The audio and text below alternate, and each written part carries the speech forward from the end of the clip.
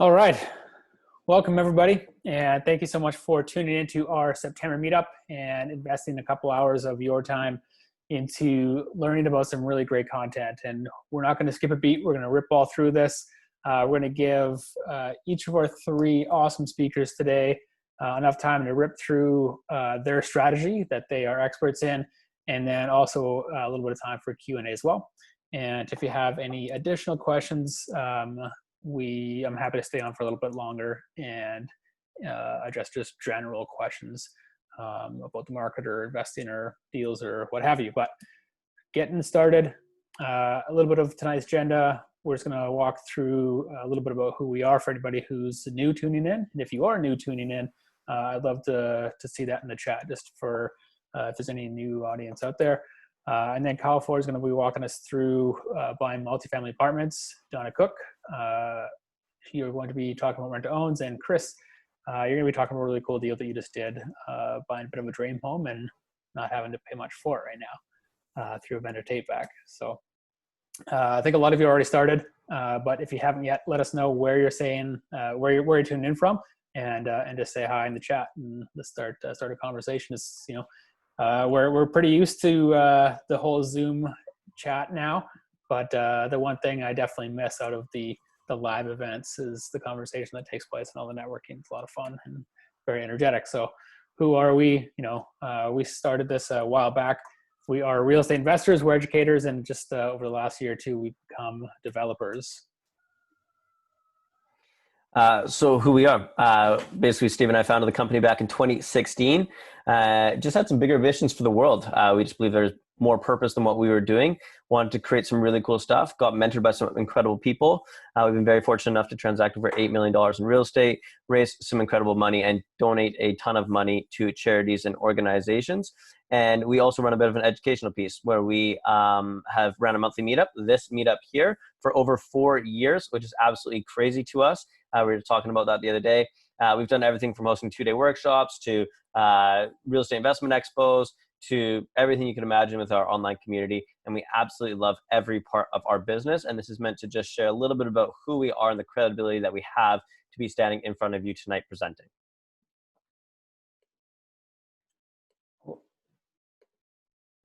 Sorry, clicker's not working the way I want it to. Our mission statement is that we want to financially educate 1 million people and inspire them to invest into real estate so they can start living a more fulfilled life. We have this really cool mission that we created. It's called the Go Big to Give Big, where we're inspiring others to go bigger with their dreams, to give bigger with their profits. And one of the things Steve and I have always been a part of is Kids Sport Victoria. And just last week, Steve was out on the golf course with them, doing a lot of work. And this year they raised enough money to put 93 local kids through sports, which is something that we're super proud to be a part of, and we'll always be sponsoring them. And as part of what we do in our business, where as we grow our business, our donations grow to the charities and organizations that we're with, and something we are so freaking proud of and so happy to be able to share with everybody else around us of how they can start building a purpose behind their business as well. Yeah, it was a lot of fun, and definitely interesting to throw a golf tournament through COVID, but they also have a really great auction going on right now as well. So hit up the Kids Sport website if you want to give back and win some great prizes. There's a great silent auction online taking place right now to go back to more local kids. But we want to say a huge thank you to all of our sponsors, Megan, Dave, Christian, and Sarah, and both Kyles. You know, you guys really make our community that much stronger. And without you all, you know, we wouldn't be here today. So if you're looking for financial planners, accountants, lawyers, you know, one of the best realtors in Victoria and one of the best brokers out there who specialize in investing, this is your professional team. So we've been working with everybody here for years now, and you know, just thrilled with the amount of service, with the quality of the service they put out there to our community, and so happy and proud to have them in our back corner. So what's new? We have a new development coming up down the pipe. This is the same partnership that we have on our Salt Spring deal and on our Duncan build as well. And this one's really exciting because of its location. This is right basically in the heart of View Royal. And so you're 8 minutes to downtown, you're 2 minutes to the hospital, It's just a really key location that we're really excited about, and I think it's going to sell out like basically immediately when it hits the market. So we're going to be very hands-on on this one, as we are always, and it's going to be a fun learning experiment for all of us, but something that we're really proud of to offer to our community. It's going to be great returns. It's going to be a shorter time frame, so you're going to have liquidity earlier. And the best thing about this deal is the biggest risk, which is typically just your regulatory process, has already been eliminated. So it already has a DP. The BP is just on the edge of getting it. So we're basically good to go in that sense. And typically with developments, that's the biggest risk. And having the ability to minimize the biggest risk of any opportunity is always giving you a leg up on the competition. So this is going to be a really exciting project for us to hit home. And then we have something really, really exciting coming up, which you might have saw last month as well. We won't disclose too much in it just because all details aren't finalized, but basically what it is, it's an investment fund that we'll be doing here in Victoria through another unique partnership.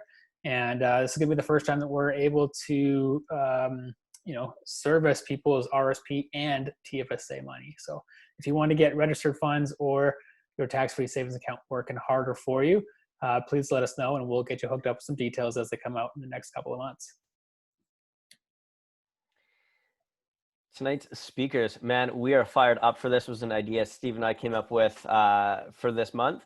And it was something about just wanting to connect more community members together. So a lot of you know that we just launched a mastermind, which is going to be super incredible for some higher level real estate investing, getting connected. That's something Steve and I are trying to spend more of 2020 on, is getting more connected to people around us. So the three speakers tonight are a part of our mastermind. So these are some of the best investors in Canada. And Stephen knows there's no better way than if we want to connect with these guys to share it with our community as well. And so as a speaker tonight, I'm happy to introduce these people. But one of the biggest asks is with these virtual things, you get more motivated when you see more faces. When you go to put your screen on and you only see a bunch of names across the thing, it is more challenging to get fired up and get excited about your presentation. If you just want to turn your video on, even if you're not 100% attentive, just having it on so we can see people and see your faces and smiling and stuff like that is definitely a lot better for the speakers and to get them engaged and get them excited. So if you could do that, that'd be absolutely great to us. And starting with tonight's speaker, we'll start with number one, Kyle Ford. Kyle Ford is going to be presenting. For those of you who don't know Kyle, he has been an incredible staple in a lot of people's investing, ranging from everywhere across Canada, but mainly from Ontario. And when I was speaking with him earlier this year, he told me about an incredible 10-unit apartment that he had done some really creative stuff with some creative strategies, some creative financing, and is more than happy to share some of that with you tonight because I think it's going to be pretty relevant to a lot of you that are investing right now. And I don't want to spend too much time doing that. So Kyle, I don't know if you want to unmute yourself quickly and give yourself a 2-minute intro. And then if you just want to share quickly about the deal, and then I'll ask you a few questions about it after you share a little bit about what it is. Sure. Can you guys hear me okay? Totally. Great. How's everyone going? Kyle Ford here. I'm based out of the Kitchener-Waterloo area in Ontario. I've been investing for 8 years now. Really done the gamut of investing from single-family homes to flips, private money, vacation rentals, and more recently, larger commercial buildings.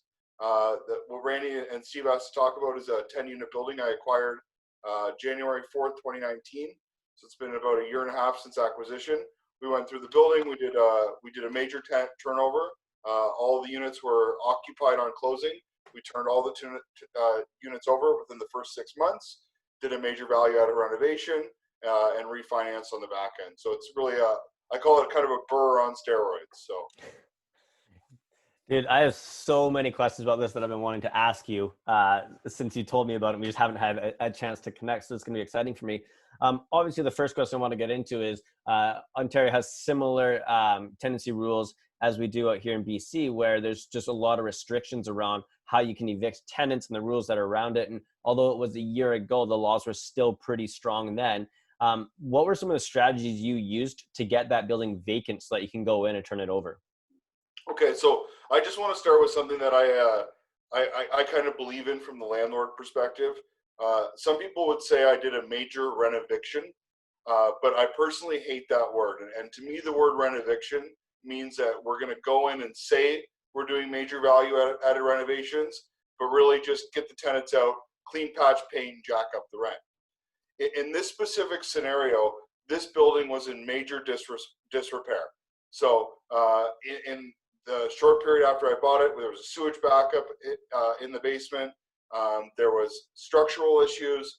Every unit was dated, dirty, outdated fire systems, fire separation. So the building was in major disrepair. So in some cases, some people will lead with a cash for keys type strategy, where I would decided to go with the N13, which is the notice to evict for major repair. The risk on that is that the tenants can come back at the same market rent. So that was the strategy that I decided to go with on this. Okay. Was there a second half of the question you wanted me to answer there? No, it was just in this kind of market, how did you get the building vacant? Because so many people are struggling with that, looking at these buildings going, I'd buy it, but I just can't get the tenants out. Yeah. So for me, in order to do the strategy that I did, the building, first of all, needs to need work. It needs to be a seriously dilapidated building that we can justify getting the building permits and doing a major value added renovation. So right after we purchased the building, we did a full building, and we already did a home inspection prior. We did a full building inspection. We had several trades through, and it just came to the realization that there was no way to do this renovation working around the tenants. So we made the decision to serve the N13 notice. Some of out of the 10 units, there was one unit that we did actually get vacant on closing. One person left right away the second we bought it, and there was 8 other tenants that we had to serve the notice to. Once we served the notice, for the most part, everyone was pretty upset, but very quickly they did all recognize that the building was in major repair, and from there we were able to negotiate the cash for keys. A lot of people ask me why I didn't lead with the cash for keys. In my experience, what I found was by leading with the N13, the tenant accepted the fact that they had to leave. So as per the N13, you have to go. The risk is that they can come back at the same rent. So by leading with the N13, though it's more expensive and takes a little bit longer, I solidified the fact that the tenant was going to leave the apartment. Now, once they accepted the fact that they had to leave for the duration of the renovation, I found it a lot easier to negotiate cash for keys, being that they were already going to be moving out for at least 6 months. So led with N13, and then I went cash for keys. I love that, man. That's exactly what we did on our 5-plex as well. And it worked out really great in our strategies. We actually went to them and said, hey, here's your notice of eviction because we're going to do renovation. Same thing. The building was literally disgusting. You didn't even want to stand in a unit, and everyone knew it was coming. And when we did that, we said, hey, we've given you 2 months notice. If you leave today, we'll write you a check for $5,000. If you leave in a month, we'll write you a check for $2,500. And if you leave at the end, then we'll just give you $1,000 to move and just get out. Because we feel bad, right? You feel bad displacing people. So we did a very similar strategy. So just really admire that you're able to do that with all 10 units and make it work. Yeah, and the one positive I always tell when I talk about this is 3 of the 8 tenants bought houses. So yes, they had to leave. Yes, we encouraged them to go, but in a lot of cases, they actually ended up doing okay. Out of all 8 units, there was only one person that still hated us at the end. I mean, at the end of the day, we paid them a fair compensation. We offered them any move-in services. We gave them a glowing review to their new place. So I understand that they weren't happy in the scenario, but at the end of the day, the building was in major disrepair. We had gotten the appropriate permits that we needed to do the renovation. So at that point, I call it the liability hot potato. Once we've gotten the permits from the city, the landlord tenant board is not going to stand between the city and me when I'm saying I need repairs. The city's giving me permits because the building's unsafe or needs to work. Are you going to make this tenant stay? So by going through that long-winded process of the N13 and serving the notice, I found it really insulated us to risk there. In terms of people trying to say they wanted to stay. That's so rad, and I'm really stoked to hear the way you went about that and did it in so many proper ways and with a good conscience as well. The next thing I want to get into is the financing that you did on it. Now, obviously, you did this one pretty creative. I know this is right up your alley and one of your favorite topics. So just share about how you broke the deal down from a financial standpoint. So I had the building financed at 140% loan to value on purchase. Jeez, how do you do that? The entire purchase price of the building was 1.3 million, and I had that inside of an RRSP with deferred payments for a year. So I got 100% of the purchase price within an RRSP, and because the gentleman who lent that to me, it was in his RRSP, he wasn't drawing an income from it. He allowed the payment to be deferred for a year, and then we were able to get the remaining construction money, which was over the value of the purchase price, based on the future value appraisal. So I tell most investors, don't expect 140% financing on your first commercial deal. These are investors that I had worked with on several transactions, flips. They had a feel for what I did. They had seen the values increase enough times that they were comfortable with my track record. But it was certainly creative in terms of the financing, and the deferred payment really gave me options on this deal that that might not have worked with conventional financing. And what I mean by that is, because the payments were deferred, when you serve the N13, you can't. When you serve the N13, you don't get rent payment for 4 months. Then you're renovating for another 6. So I went almost a year without any income on this building. So having those deferred payments really was the way I was able to execute the transaction. That's incredible. And what did the appraisal come back? How did you exit out of it now, or are you still in the transition of that? I just got my bridge financing on it. I purchased for 1.3. We're into it for about 2.6. End value appraisal based on income came in at 3.4 million. So there's $800,000 left. Not too shabby. And then you just pay back out that first and just run a typical commercial mortgage on it.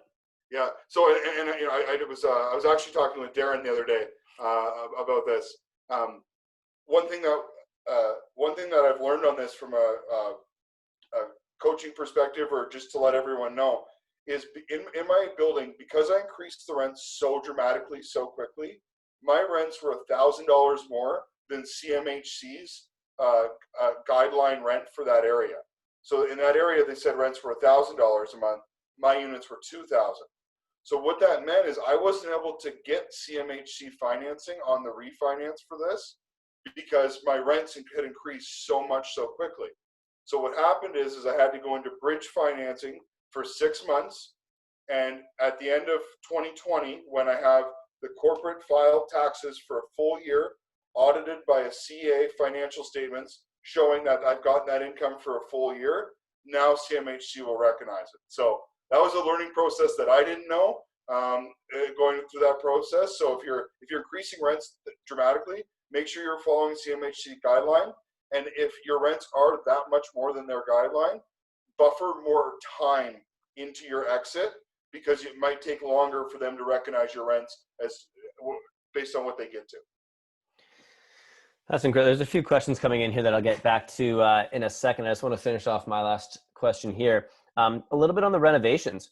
What type of renovation did you do on something like that? Like, obviously it was quite the extensive renovation.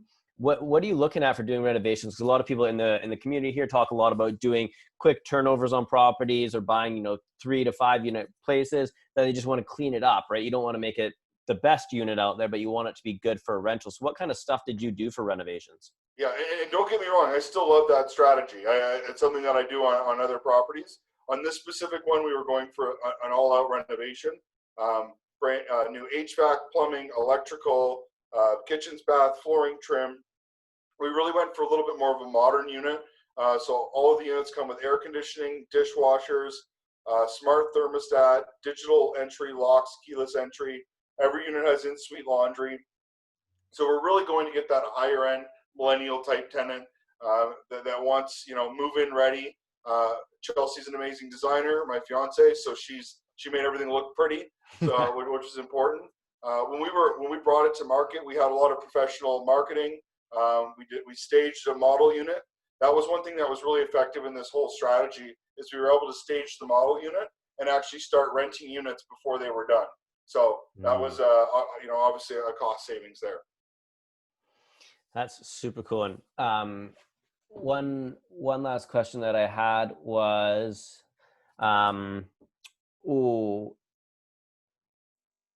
what was it?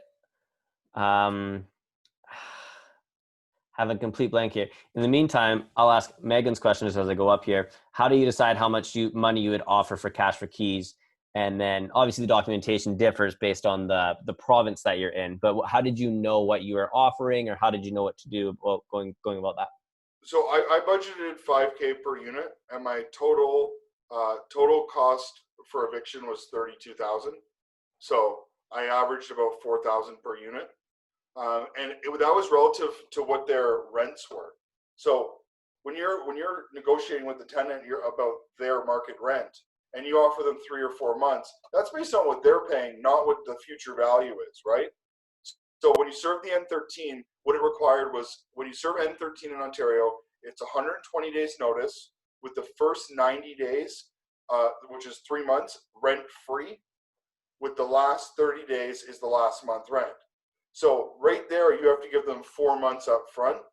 And what we were doing is very similar to what you said, Randy, is we were trying to get them out a little bit sooner than the 120 days. So what we said is, we'll pay you back those months rent in cash, plus a $500 bonus for signing the N9. One thing that we did on this is we did not do, sorry, I saw a message from Todd there. One thing on this that we did not do is, sorry, now I'm having a brain fart, Randy. I saw the message, and Cash for keys, N4s. Sorry, one thing that we did not do is to sign N11s. So in Ontario, N11 is mutual consent. N9 is tenant releasing their interest in the property.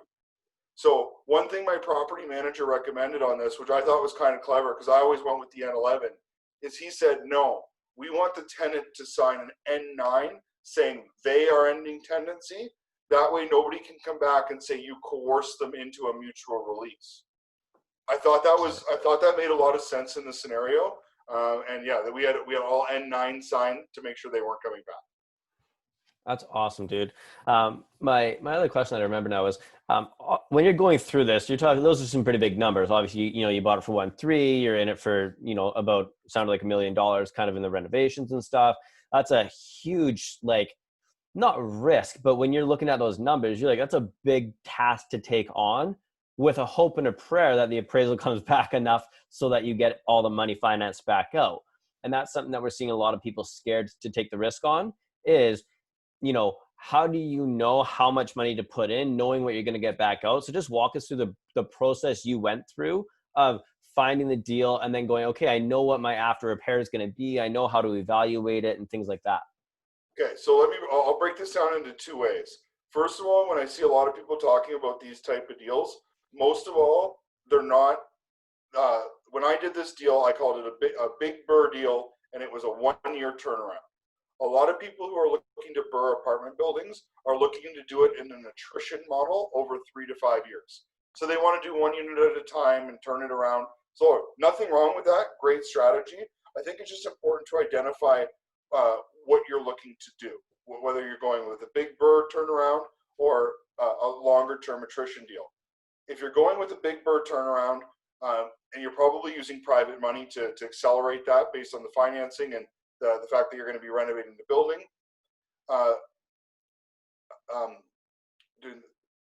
One thing that I felt in this, in terms of risk, is I didn't feel that it was more risk because my exit strategy was based on market rents. Though CMHC said market rents in that area were $1,000, I had other units in the area. I know what things rent for. I know that if I put a 3-bedroom townhouse style unit on the market, that I could get $2,000 for it. On the back end of this, the value is based on income. So if I'm valuing the property based on income, not based on comparable sales, as long as my rent's there, I know my value's there. So I personally don't find deals like this less risky. Chelsea and I will say all the time, we're more stressed out about flipping a house than we are about flipping an apartment building. Because of the worst case scenario, we're just renting it out at the end. We're not worried that somebody's not going to like the design or the curtains or the staging or whatever that might be. We know we can rent it for top dollar.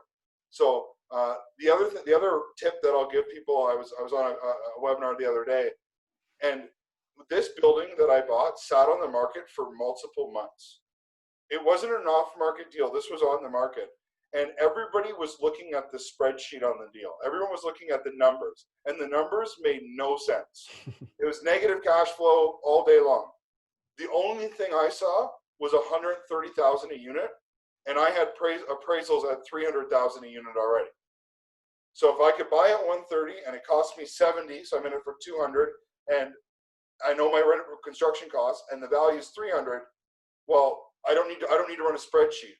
So the advice I gave was, sometimes when we're at these properties and we're at this deal at a purchase, is put the spreadsheet down and look around, feel the deal. And I know that might sound a little bit hokey, but everybody else was running the numbers on the deal and it didn't work. And I looked at the cost per unit and I saw something that nobody else did. So. Man, there's so much value in that. And Steve and I talk a lot about the same thing of, not your term of feel the deal, but the same thing of like, looking at the deal from a different standpoint. Like, we can run the numbers all day long and get so deep into it and know the math to a T. Sometimes you have to know, hey, the numbers just work. I know I'm buying it cheap enough. I know that at my high side renovation, I'm here and the rents are here. At some point, there's some room to move, which makes you feel a little bit, like, hey, I just know it works. And then you run the numbers from a different view on that property once you've kind of been through that kind of thing. And that's similar to what we did on our 5-plex. So it's really interesting to relive this through you, as Steve and I did on that. Obviously, you've had a lot of takeaways for maybe who's someone a little bit newer that's looking to get into maybe to get into their first property like this, something commercial type thing. What would be your biggest takeaway or advice for someone that wants to start getting into something like this that they should start checking out before they actually get too crazy? Don't start your refinance in the middle of COVID.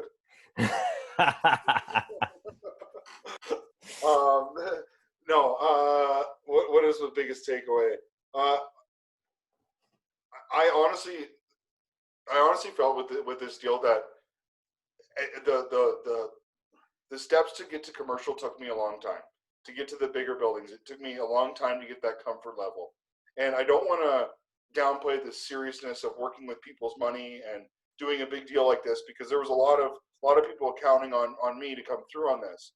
But at the end of the day, I added another 0 to every number, and I did the same thing as I did when I flipped a single family home, except I didn't have 10 single family homes all over the city with multiple flips on the same time.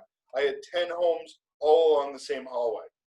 So it took a long time to take that step to commercial, but since going to commercial, I've sold off all my single family rentals other than cottages. I've done a massive portfolio restructure, and I'm completely rearranging everything. And going forward, I'm only going to be going with bigger apartment buildings. So it's the biggest takeaway I had for it is, I know it might be scary to level up to those bigger buildings, but once you go commercial, you're probably not going back. So I know there's another saying that's similar to that, but I'll stick with that. So. Yeah, you're funny, man. Steve, have one final question here, and then we got to get on to the next people here. Who did the negotiations with the tenants? Was that you? Did you have somebody go in and do it? What did that look like? I hired a property manager for it. Candidly, guys, I didn't have the stomach to do it. And though the building was in disrepair, and the building and I believe that what I was doing was right, and we were fair and ethical and honest, turning over that many families is tough. I don't care what anybody says. I don't care how long you've been doing this for. Moving that many people over, it was tough. So I hired a property manager. He took care of it. He was great. He worked with the people and helped move them. So I personally didn't do it. Now I was the man behind the curtain, if you will. I was talking to the property manager a lot and helping in the negotiations, but Adam handled the day-to-day. Is he still running the building now, or are you doing that? I have a different property manager running the building now. Cool.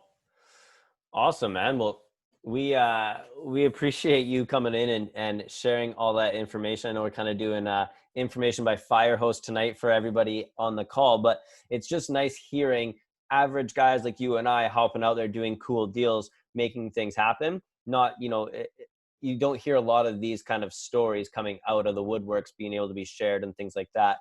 People on this call might want to reach out to you or chat. I know you do some hard lending as well, so a plug to you for your mortgage brokerage agency, where you guys do and work with a lot of people, where you lend out a lot of money and you help a lot of investors bring money in. Give yourself a quick plug if people want to reach out to you in any way. Yeah. It's Kyle at, use K Ford, KFORD at mortgagealliance.com.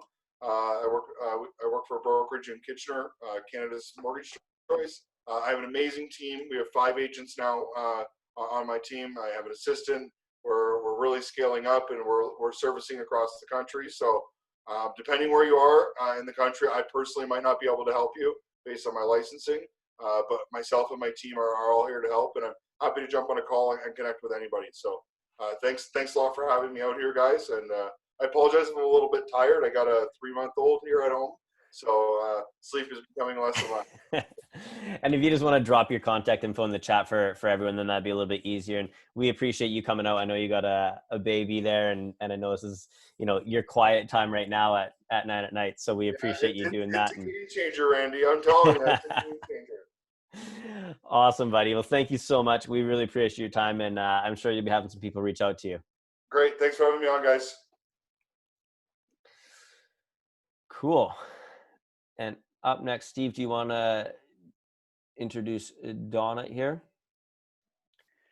Yeah, I thought that was awesome. Kyle had a lot of good insights there, and I'm still still curious on the. It sounded like you hired a property manager just specifically to take on that one task, and then moved on to another property manager. So that's something that I'm going to look into here. There's more to the story. There's more to the story there, but yeah. Awesome, man. Thanks again for coming out. And Donna Cook, we're really excited to have you on board as well here. Just by show of hands, real quick, who's in BC? Okay, so a good half of us anyways. And so from our perspective, I think that rent to owns is going to be taking off in the near future for our British Columbia market. I think that prices are getting out of reach for a lot of people, and lending's tightening up, even though the rates are lower than ever. But I can really see rent to own being a really key strategy for investors and partners moving forward. And this is something that I'm really looking forward to Donna presenting on. So Donna, I won't spoil any intro. I'll just let you introduce yourself, and so tell everybody a little bit about what your background was, and or has been over your long and established professional career in real estate, and then hop into the presentation you have for us. Well, thanks for having me. I love this, and I love talking rent to own, of course. I'm in the Winnipeg market. I love this market. It's a stable market, and we have a diverse economy, so rent to own really works well here. But also I've been at this for about 10 years, and I've done about 60 flips, and some of those are to long-term rentals. I have some smaller multis, fourplex, duplexes, and that. Built some cottages and have some land, and then of course the rent to own, and those are all single families, and I've been doing those since 2014. Awesome. And I guess maybe one of the best questions to start off with is, why rent to own? I like the strategy. I mean, I did some flips, and things weren't selling as fast as I wanted to, not as like they used to, and also I had a couple bad tenants, and that kind of annoys you after you've renovated a house, and then a year later you've got some damages. And rent-to-own tenants don't do that. They have a deposit down, they take care of the property, they improve the property, and they pay the maintenance. And those are some really good reasons to have rent-to-own. We have a defined exit strategy, and if that doesn't work out for some reason, we can still get another tenant, or else do sell it, or do a regular rental. So I'm assuming that when you're doing a part of your due diligence, you're looking at multiple different exit strategies. So you're seeing, hey, this is what it's going to look like as a rent to own for you and all partners involved. And then, like you just said, if it doesn't work out for whatever reason, it's still going to at least break even or cash flow. in your market? Oh, yes. Like I don't do anything unless it cash flows. And all the houses I'm buying are good, solid properties. They don't need renovating. They're in a thriving community. I have some in Winnipeg and then some on the smaller communities around Winnipeg. And kind of my favorite is like a 3-bedroom, 2-bath, garage, full basement, and most people can buy that if this one doesn't work out. So far, I've only had one. They just decided to move somewhere else, but other than that, they've been good. That's awesome.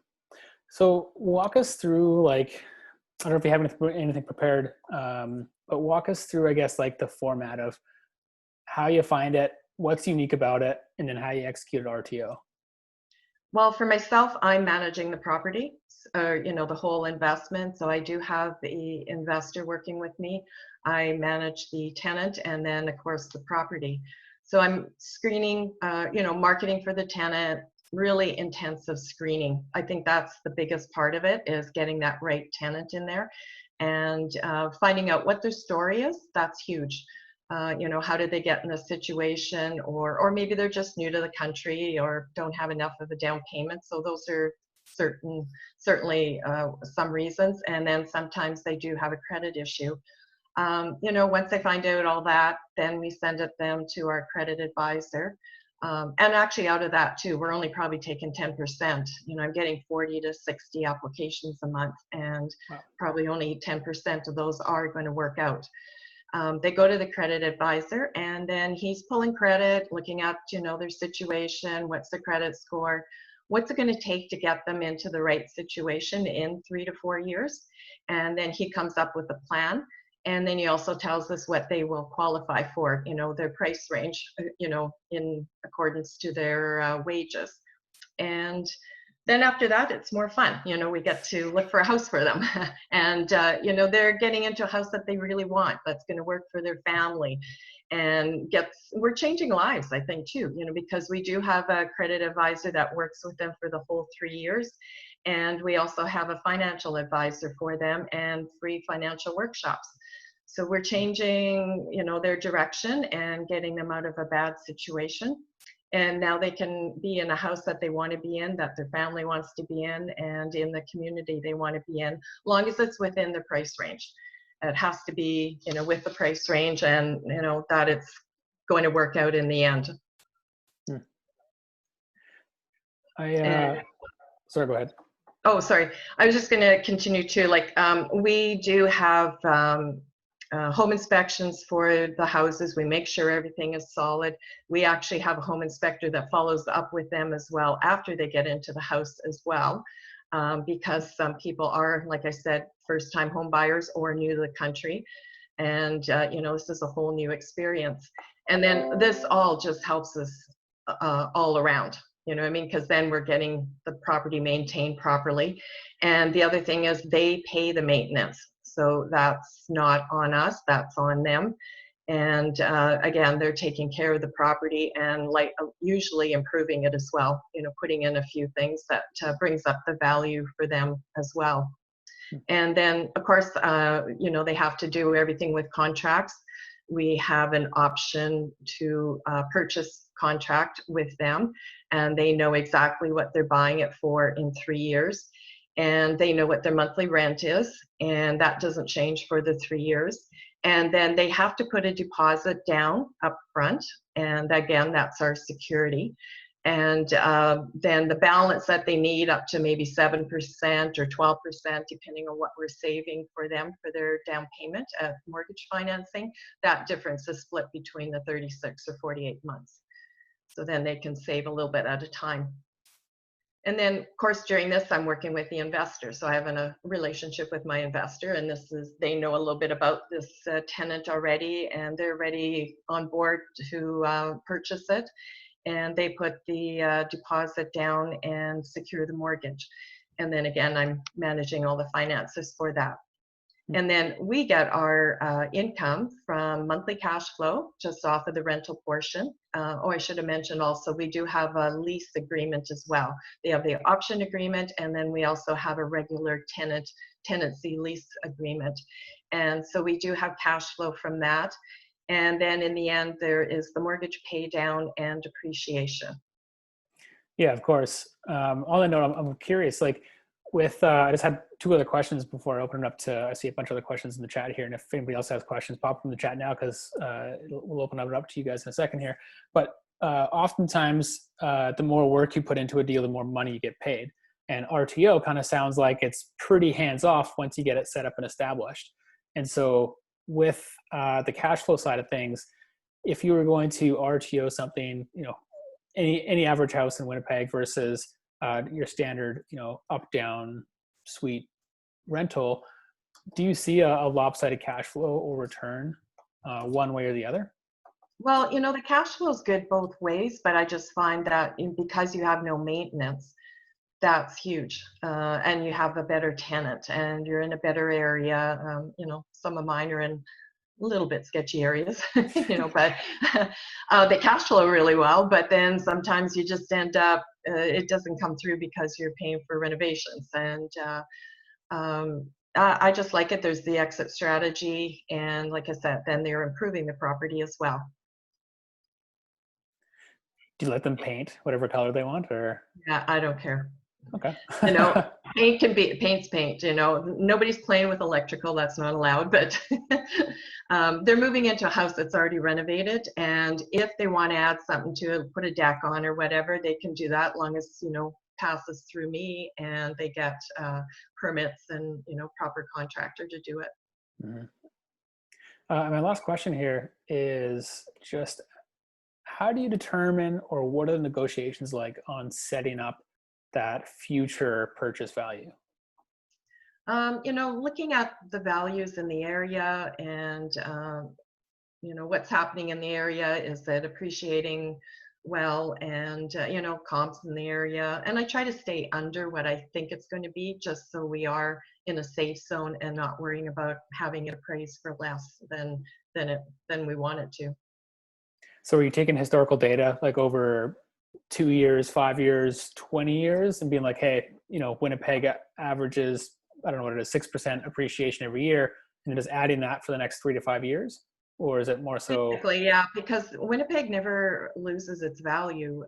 You know, it's historically it's always gone up, and so, you know, some years are more than others. But I'm just looking at what's in the market right now and what's in the market in that area too, because some areas we're going into that are really thriving, and they're newer communities, especially on the outskirts of Winnipeg.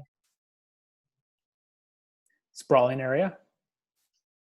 Yeah, like it's kind of bedroom communities, and there's actually 3 small cities around Winnipeg that are really thriving.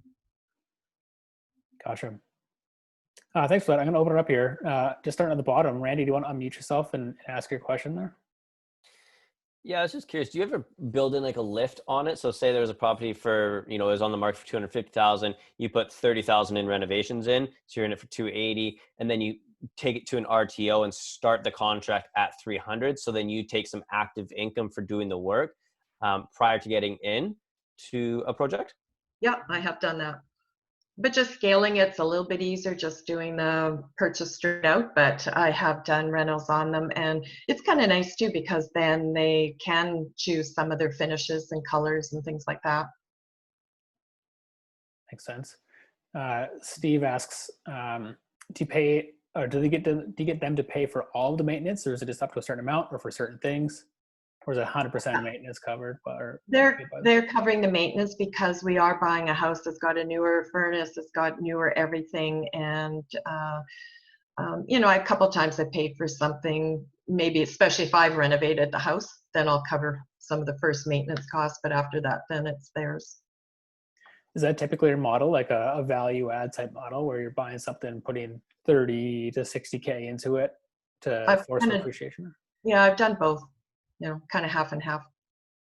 Do you see it better in the forced appreciation side of things, or does it kind of balance out in the end? Well, it's nice to get that flip, you know, out of it.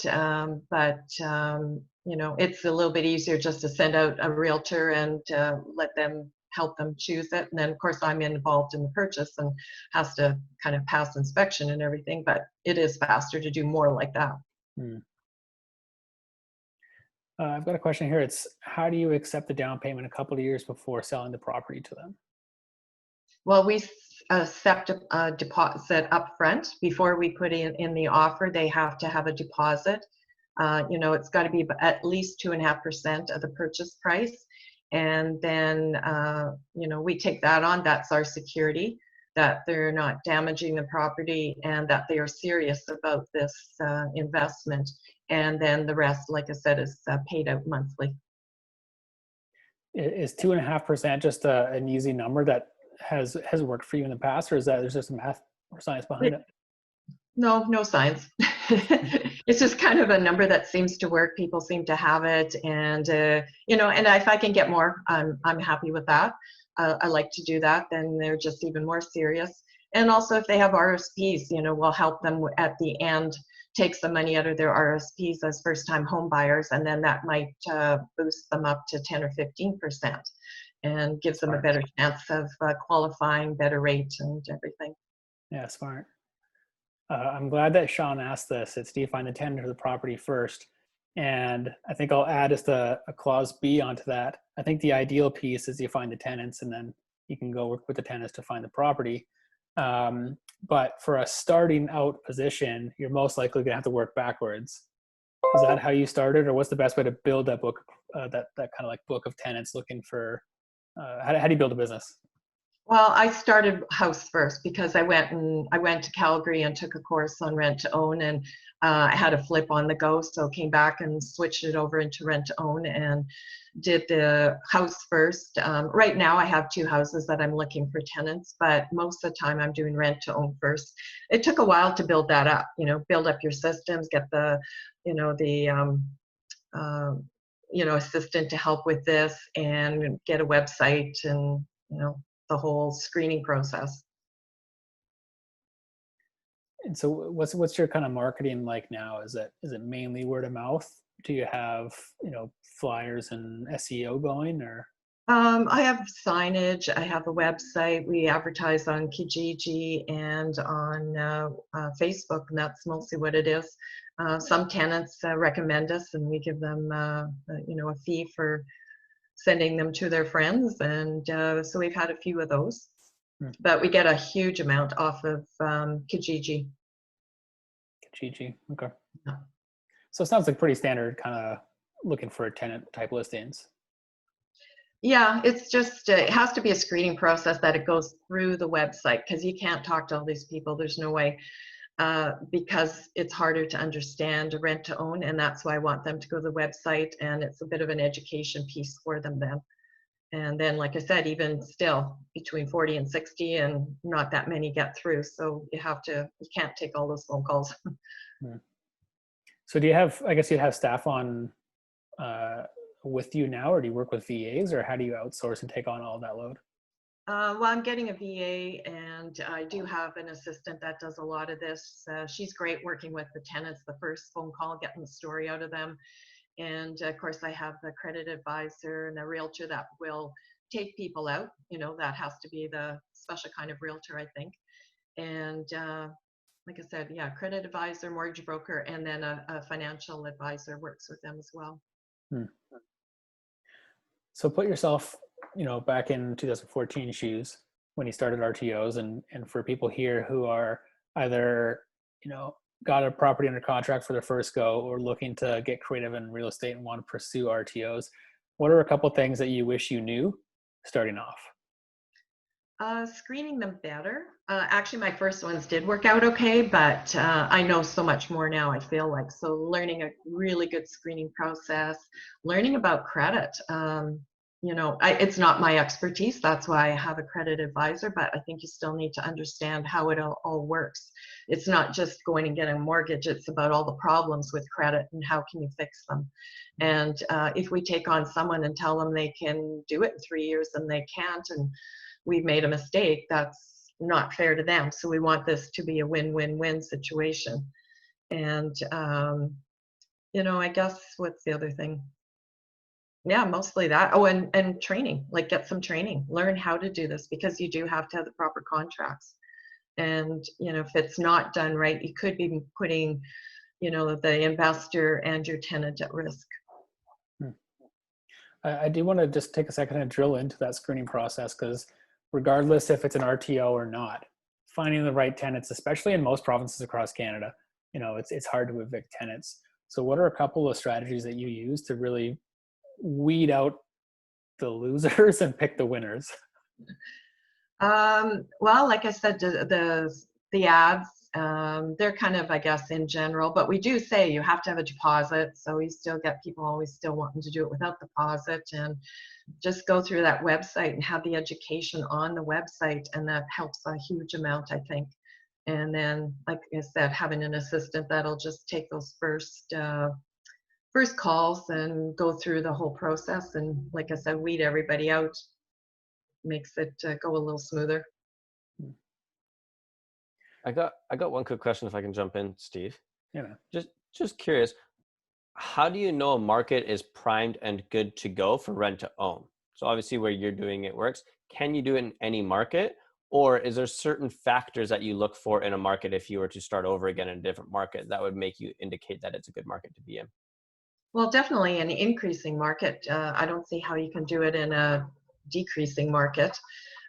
Stability in the market, those are huge. I've helped some people in other areas to start helping them qualify a tenant. So, someone somewhere else, I can qualify the tenant for them.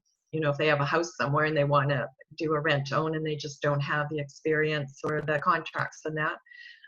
Because like I said, the screening is so important. But yeah, I don't see doing it somewhere that's unstable.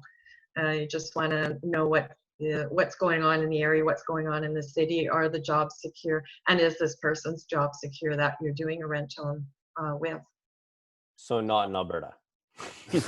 I wouldn't, but some people do. So I don't know. Just not my comfort zone. At least not right now. I'm sure there's other times that it does work. Awesome. A couple of last questions here. I love this one. What are your typical returns for an RTO? Well, double digits. We're going between like 14 and 18%, and that's the investors' half. Their portion that's based on their deposit. That's brilliant. Seems like really good deal considering how secure it is. Yeah, I feel it is, and the investors love it because. Cool. Sorry about that. That's okay.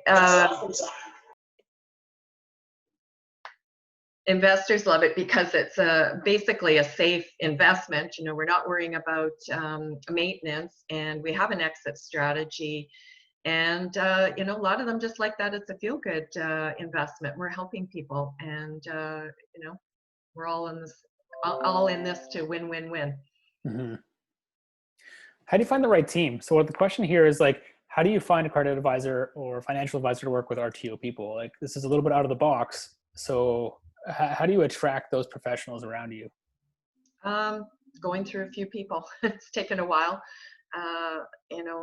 Not every realtor, let's say, wants to go out with rent-own tenants. Actually, my realtor was great because during COVID, she just went and viewed properties for us on her own and then sent us some videos. So that worked. And so that kind of from there, now we're going to keep doing that. So she can just run out and do all these, but not everybody's going to want to do that. So it's experience and having that team, and sometimes your team changes, and word of mouth. And I guess finding that credit advisor was huge for me, because working with a mortgage broker is good. And I do get some of my clients from a mortgage broker. It's just that they don't get paid for 3 years. Mm-hmm. And I hate asking for a mortgage broker to do all this work up front if they're not going to get anything till later. And so the credit advisor actually does charge the tenant.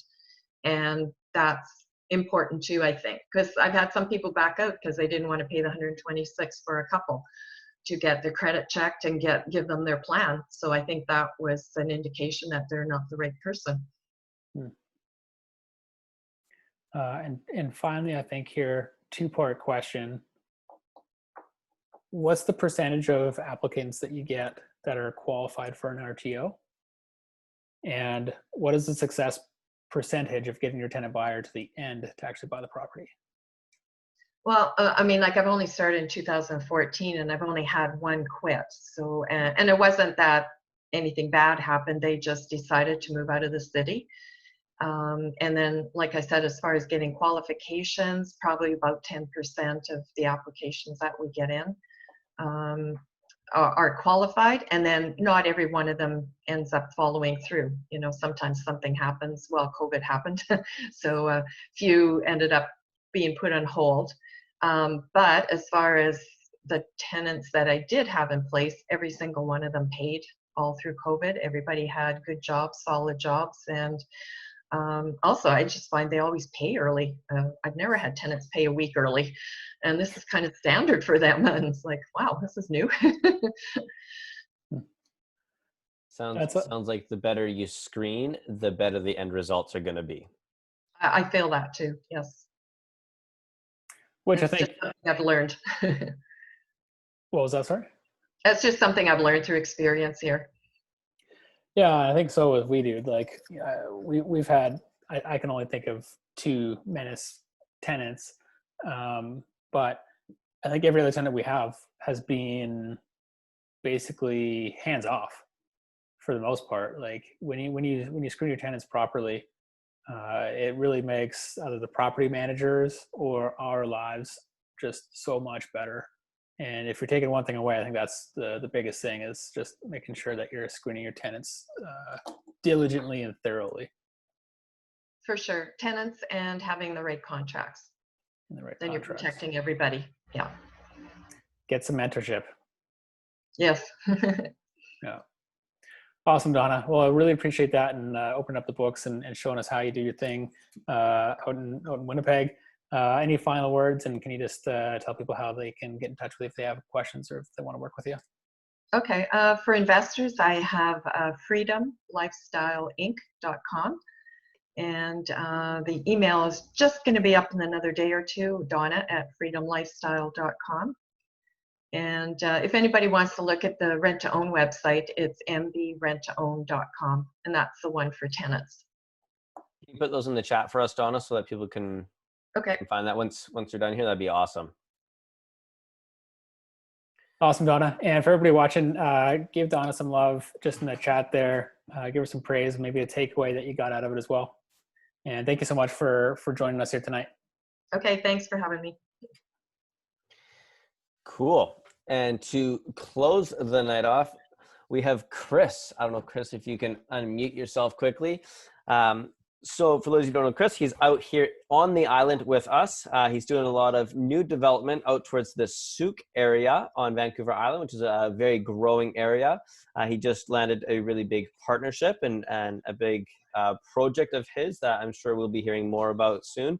But the deal he's going to talk about tonight was a really cool agreement for sale by owner type structure with some better takebacks. And I went and had a beverage on his new lake house, and I was just like, how did you do this, dude? And it was such an incredible story to just hear how he put the whole thing together and the vision and just the way he put it together. And so, Kris, do you want to share a little bit about this nice, sweet deal that you put together?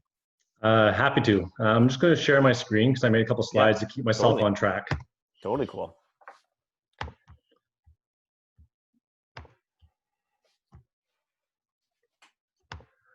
Okay, so first off, hey everybody, and I want to put a plug out for groups like this, Randy and Steve's and other educational groups, because it's there I heard about vendor take back in the first place. And for those who have made a vision board or done vision boards in the past, the picture of this lake house was basically in dead center of our vision board. And because of groups like this, we made it happen. So it's pretty awesome, and we appreciate that.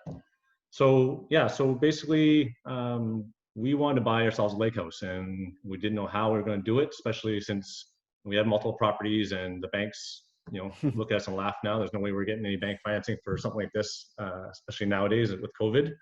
So we went the vendor take back route. So I want to talk about that tonight. I'll talk about the process, how we negotiated it, the results, and some of the benefits for both us and the seller. So here's the picture you're all seeing. That's our lake house and dock and hot tub, which Randy wasn't there when you came by. So the process, so basically reach out. What I did, we have 3 lakes in our area, and I literally called every property that was for sale on the Three Lakes area and called their realtors and asked, would your seller be willing to do a take back? Some came back direct no, some said, let's think about it. And this one, they actually came back and said, yeah, they'd be interested. What are your thoughts? From there, I just handed them over to, because I made all the phone calls myself, and I just handed them over to my realtor, which is my lovely wife, Sari, who's just got home right now. But yeah, and then she just started the process of talking back and forth. And we actually just made a standard offer, made the offer on the property. One of the subjects to it was a VTB contract to the satisfaction of both the buyer and seller. Once that was accepted, we went on and we negotiated the actual VTB itself. And that was back and forth a bit. We had lawyers involved, that kind of thing. And then we had to get the legal advice. So it is a larger contract. It's basically a mortgage contract.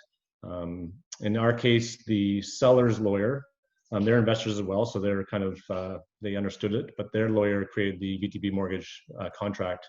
And we had our lawyer at Sitka Law overlook it and make sure it was all legit. From there, you close the deal. Sitka Law there. Thank you. Yeah, yeah. From there, you close the deal as per any other purchase.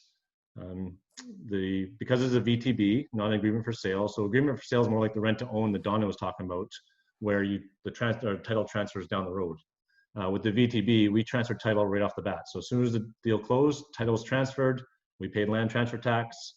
And then the VTB mortgage in the seller's name was registered on title just like your bank would be. So they're in first position with a mortgage on our property. So negotiation, asking price for this property was just over $1 million. We came in with an offer at full asking price, down payment of $200,000. And we were asking for basically a standard mortgage, 3.5%, 30-year amortization, and a 5-year term. We didn't get that, but what we got was 5% annualized interest only payments for, interest only payments for 2 years, paid monthly. And we have to pay out the remaining at the end of the 2 years. So title's transferred, we own the property, we're paying interest only for 2 years, and then in 2 years' time, we have to buy them out. So obviously that is the percentage a lot higher than some may want, but allowed us to get this property. So the example is our interest payments are $3,500 a month, but the numbers are, and going into this, I should say that we bought this as a property for ourselves to use, and we basically lived there all summer. So we moved in June, we just moved out this past weekend, but we realized we had a pretty good asset here that could make us money as well. So we've listed on Airbnb, and those are the numbers we're getting on Airbnb right now. So $450 per night, minimum 2-night stay. We listed it 2 weeks ago and we already have 8 bookings. So basically our mortgage is already paid up till January. So the 5% interest doesn't seem so bad anymore when you're getting those kind of numbers. And $700 per night in the summer. So some of the benefits, so obviously for us, we're able to get a property like this without having bank financing, which, for us, like I said, it was our dream board. We made it happen, and we have 3 teenage boys that we wanted to give them a lifestyle that they'd enjoy in their teenage years, and we can see where they are all the time. Appreciation will make obtaining bank financing in 2 years easier. So in 2 years' time, this property will appreciate, and loan to value will be a lot better, easier to finance the $800,000. And with the current market, one thing I didn't say before is we bought this right in the middle of COVID. So we made the offer in March. So right in the middle of COVID, things weren't selling, everything was stalled. So it made it easier for them to do it. Well, today, every house that goes on the market on Shawinigan Lake right now is sold within a day or two and over asking. So we're pretty confident if we put it on the market today, we'd sell it for 1.2. So we've already appreciated over 150,000. For the seller, he got to sell his property in COVID. He's making 84,000 interest over 2 years. But he also had a 2-year fixed mortgage left on his property. He didn't tell us that, but we figured out through the title process and everything else. So we get to save the payment there, and he gets to defer capital gains. So it benefits both sides. And obviously it doesn't work for everybody because he didn't need the full cash up front. He's happy to get interest payments, and it worked out for him. So that's it for that one. Any questions on that property yet? I have a few. Yeah, I flew through that. Sorry. No, that's perfect, Yeah. dude. I love Yeah. exactly how you went through that and shared all the information that I wanted to see. So guys, if you have questions for Kris, drop them in the chat box. Man, so going through and calling every agent to find a property that would do a VTB is everybody's nightmare. Walk through that process a little bit of how you just what the phone calls look like, how long the process was, how many rejections you got, because this is something that so many people need to understand is that you don't make one phone call and get what you want. It was a good few phone calls before you actually start finding that, plus having to go through a lot of negotiations and things like that. So just walk that process a little bit. Yeah, so we started out with Sari actually trying it as the realtor. So she was contacting everybody, reaching out, but she was just going to reject her at the bat. No one wanted to talk to her. A lot of realtors don't know anything about vendor take back, so they just didn't understand. So I went out and I just basically, and I did it by email. I started off with email and I went to every property on MLS that was for sale on the 3 lakes. And I emailed every one of them. I think we're up to about 50, I think, over a few months probably that I emailed. So obviously out of 50, I think we had two to three maybe came back, said, yeah, maybe we'll think about it. One didn't work out for us. So it wasn't one we wanted. And this one came back and it just fit. It was perfect. It was timing. It was, with COVID, keeping it on the market longer. I think it was on the market for a couple of weeks at the time or something like that. Or a couple months. Sorry, it was on the market for a couple months. Just the timing. It was over winter. It was COVID, so it just worked out. But yeah, there was a lot of rejections. Once they said, yeah, we're kind of interested, then I turned them over to Sari, and the realtor talked it out from there. But it was still, a couple of weeks of negotiation back and forth between them. One of the problems with people asking for VTBs on just standard mortgages is half the time that the banks won't allow anything like that to happen. So, and that's one of the biggest fears is how does the bank say yes to you transferring title, but then still keeping the mortgage? So how did that all look in that transition between you guys actually taking title, but then him still holding the mortgage on the property? Yeah, I mean, obviously I don't know what his conversation with the banks were or what he actually told the banks, but they are still on title as well. So we kept them on title for the period. So we just added us to the title, which we did is still, and this is from Sitka law, they triggered the land transfer tax. So we paid that, so we don't have to pay it down in the future. But they still remain on title for the period. And it's in the contract that once we pay it out, they are removed from title at that time. Does the current owner still have like a 1% ownership of the property, or is it 100% in your guys' name? It is, I think it is shared. So they do a percentage. I don't know the percentage of it. Yeah. Yeah, it's in our legal document somewhere. Totally. And that makes a lot of sense. So that's such a creative way of doing it, is just buying out the majority of the thing, but then keeping the bank happy, because the bank's still 100% in first position. He just sold off a portion of his shares of that property and would stay on, and then in 2 years you'll have to buy out that remaining. And that's where we had the trust in Sarah at Sitka, because she knew what she was doing, and she just said, yeah, sign here. And, we trusted her. So it was good. That's, and that's something beautiful. And that's one of the biggest takeaways, like having a lawyer that you can trust, where you can say, hey, I need to know that you're going to do this right and not set me up here. Is something crazy. So, Megan asked, did you renovate the property, or did you just get super lucky that it looks like it's straight out of a magazine? Well, they did all the renovations, but we got lucky that, my beautiful wife here is a little bit of a design freak, and all that property we had, or all the furniture, was from the house. It was a staging furniture for the house we just sold. Oh, cool. Which helped fund the down payment for this. We just basically took our staging furniture from the sale of our house and moved into this property. And then we had the hot tub and the sauna last week. That's awesome. Yeah. Now, on the exit strategy for you guys, obviously now you've got the Airbnb in place, and you guys are fairly confident in buying at that prices in that area were going up. I know it very well, and I would agree with you that area is ever going to appreciate. What does 2 years look like for you guys? Is that something where it's like, hey, we know we could, like, maybe let me reframe this. How did you guys feel comfortable doing this deal, knowing that in 2 years, you're going to have to come up with that payment some way, and knowing that hopefully your T4 will come? But just walk me through your guys' process from a risk analysis of how you went about that rabbit hole. Yeah, for those who don't know, we're both self-employed. So Sari's a newer realtor, and then I'm just becoming a general contractor. So like you said, we don't have the T4s right now to qualify. We knew in 2 years' time that side will be better, but we also knew worst case scenario. We have a couple properties, turnkey rental properties that we could sell off that have enough equity would cover most of that cost. That was our worst case scenario, that we'd sell some properties to fund that payment, or sell this property because we know it's appreciating. We have a great property for 2 years, and if worst case scenario, we sell it, we pay him out and take the remaining cash. That's probably my favorite part of that deal, is that the property's already appreciated, that you guys are just sitting on pure capital now. That worst case, if the market can come down a bit and you're still sitting good, but that they're not creating any more lake property where we live, and it just is such a great spot to sit. One more question was around the Airbnb. What does that look like? How did you guys, those are some pretty crazy numbers of, $450 a night in the off season and $700 a night in the middle of summer.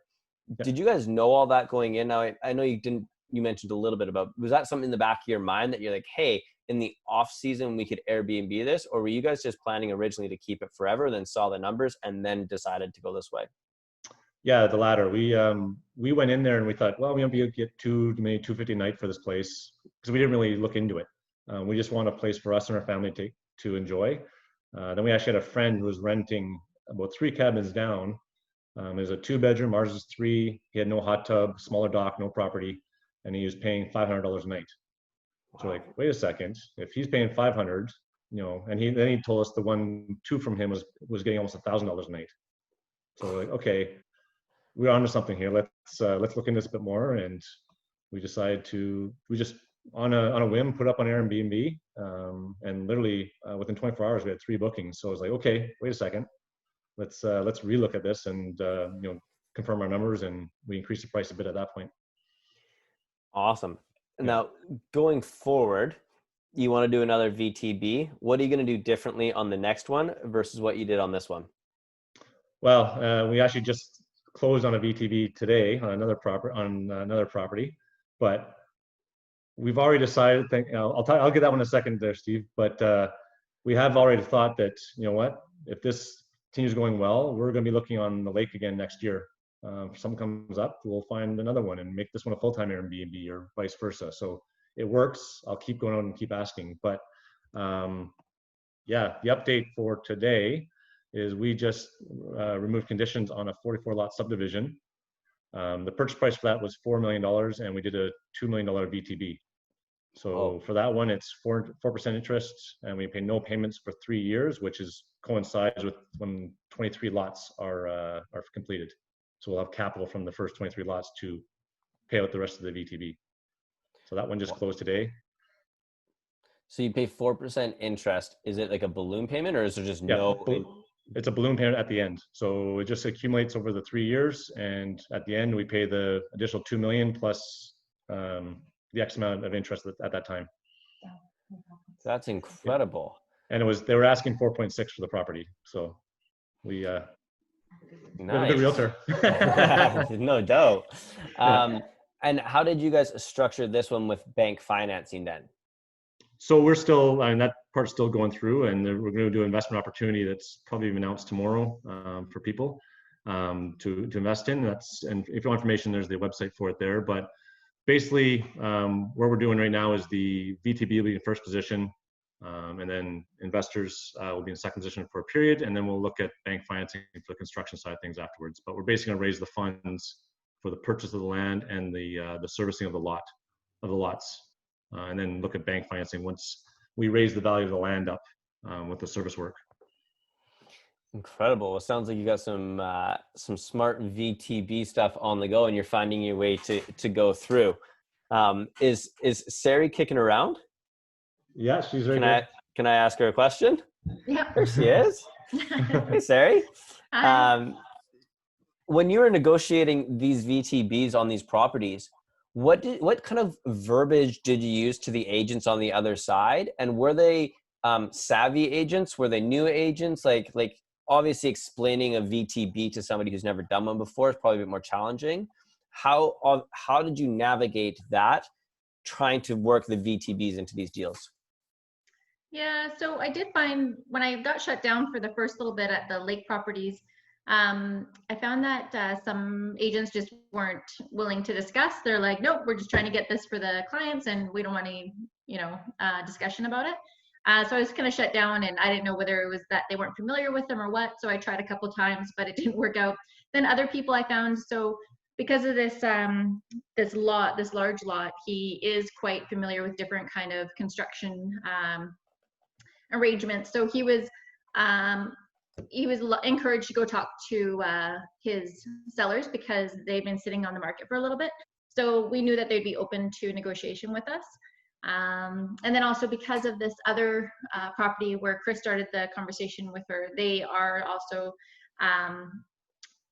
Real estate investors. Yeah, real estate investors in Alberta. So they were open to it as well. So I just found that it's easier to talk to people that actually understand than the people that weren't going to have that kind of conversation. There was no conversation really, it just got shut down. That's so cool, because I know part of the problem here is, a lot of agents aren't interested in it. And so now not only do you have to find a property that works, but you have to find an agent on the other side. And so I know a lot of people, when they're trying to negotiate these deals, having an agent like Sari on your team who actually understands and knows can actually put you on a benefit on a lot of different sides. The fact that you can negotiate the deals and feel confident, but also meet the realtor on the other side to help walk them through it, because now you've been through it yourself, is probably a huge benefit for yourself going forward, looking at VTBs. So my question to you is, as an investor looking for an agent to work with who can represent them in a way that's, working with creative deals, what are some of the things that they can ask an agent to know if they're going to be able to do these kind of deals for them? Does that make sense?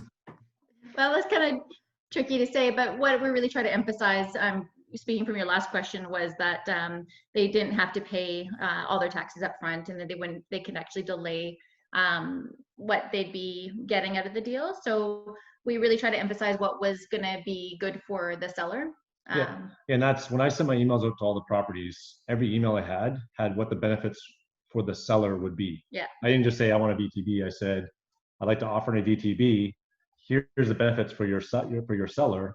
I also put what the benefits for me were, so it was open. Like I said, it doesn't require bank financing. It's just the two of us making a deal, so you don't need to worry about the banks.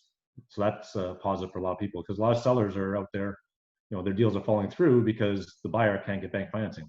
And I think when you're going to talk to your agent, I think the most important thing is to not necessarily talk about these kind of deals over the phone. Maybe sit down and have coffee with them and go chat with them and just sort of let them know what the bigger picture is. Because when you have that 5-minute intro phone call, you're not really getting across what your intentions are and what the big picture might look like. So I think really having that relationship counts. Awesome, guys. Well, thank you so much for sharing all that information tonight. If you guys found some value in that, drop some love for Kris and Sari in the chat box for them. And thanks for jumping on, Sari. I know I kind of threw you in there. You got to be used to it by now with us.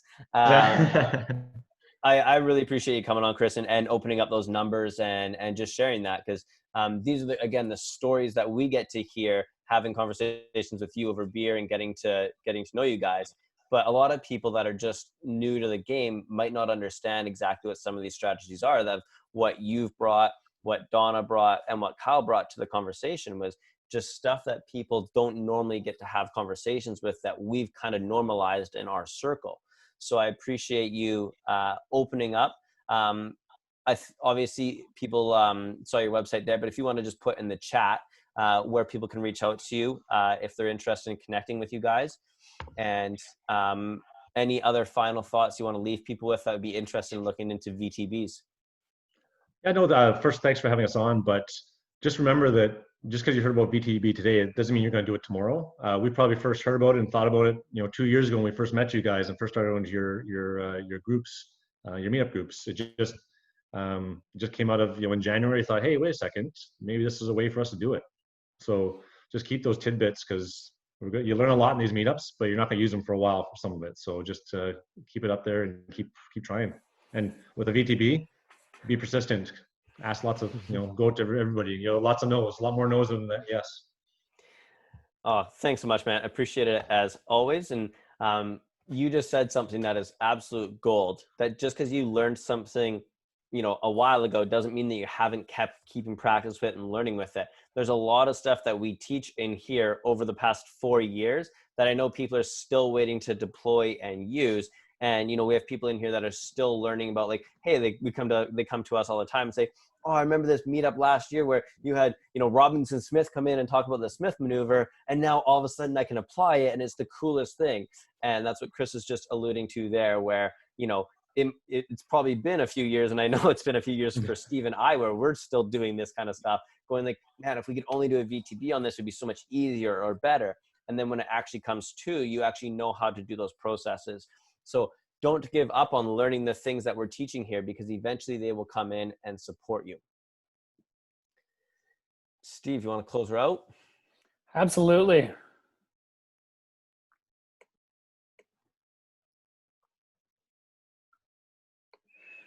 Awesome. So we had a couple of really great speakers through the evening, as you just witnessed. Our next meetup, Randy, you kind of just mentioned it, actually. Robinson Smith and Megan Becker are going to be coming in and giving us the whole inside scoop on how to do the Smith maneuver. And so Robinson just relaunched and revised his book, or I guess his father's book, Fraser's book. And it's a really great strategy that I'm actually really looking forward to learning, because I think it's going to be something that I implement on our next property. And so if you don't know already by now, we are the third Tuesday of every month. So our next meetup is October 20th. And just off the cuff, maybe we should do a costume party. Maybe that would be fun. And so be sure to check us out on our Facebook group, and check out our email list, just to make sure that you guys are getting the right dates and information for it, along with all the other updates that we give you. Jump into our community if you aren't already there. Donna, Kris, I think Kyle's in there as well, and a lot of you are already in the community, and it's just a great home for asking questions and communicating and networking with investors from all across the country that specialize in real estate investing and are wanting to learn and grow and connect with others. So this is a great place to do so. And it's just it's a private Facebook group. So just go to facebook.com/group/REINVESTORS. You follow us on all social medias. We would really love it, guys, if you just gave us a quick review as well. So if you gave us a shout out on Facebook or on Instagram, or take a snapshot and take a picture. But this is word of mouth is how small businesses survive and thrive. And it goes back to our core mission statement that we want to financially educate 1 million people, and we're not going to get there alone. And we really want your help. So if you loved this meetup and have been to other ones, please do share it, and we'd love to see what your takeaways have been as well. And then just on, if you want to connect with us about anything, whether you got questions about investing, or whether you want to be a guest on one of our meetups, if you want to invest in a deal, or connect with somebody else, or ask for a professional in our space, this is how you do it. So we're on Facebook, we're on Instagram, our website has been revised, so you can check it out at thereinvestors.ca, and then you can just email us at info@thereinvestors.ca. And I believe that wraps up for everybody. So thank you all for investing the last hour and a half of your evenings with us.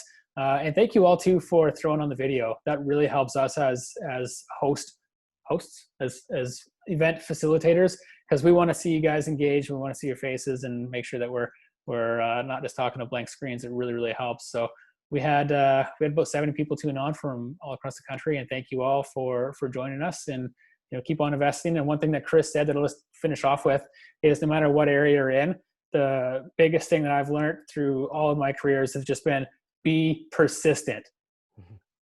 So hope you have an awesome night and a great rest of your week, and we'll see you next month at the latest. Thanks so much, guys. We appreciate having you out.